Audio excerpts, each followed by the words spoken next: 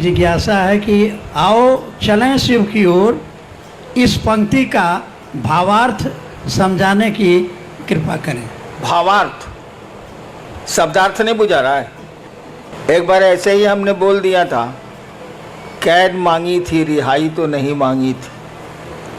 अब चर्चा में इस पर जिज्ञासा हो गई हमको कि इसका क्या अर्थ हुआ। हमका महाबकलोल है सब।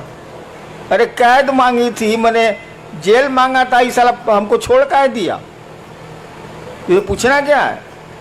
कैद मांगी थी रिहाई तो नहीं मांगी थी। हम कहा था कि महादेव से कहा है कि हमको बांध के रखिए अपने शिव भाव में, आप छोड़ देते हैं तो धरती हमको पेर देती है।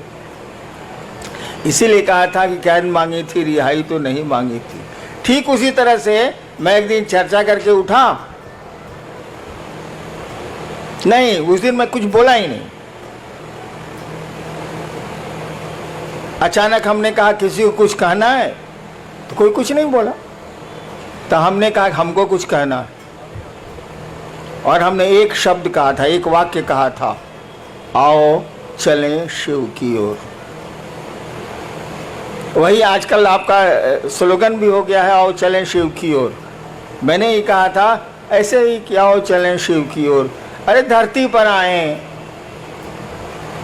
यहाँ से जाना है ही, यहाँ बहुत सारा काम करते ही करते हैं हम लोग। एक काम और करें कि मन को समझा लें कि चलो शिव की ओर यार, कहाँ फंस गए हो। दुनिया में रहो जरूर, लेकिन दुनिया के हो के रह मत जाओ, बहुत खराब स्थिति।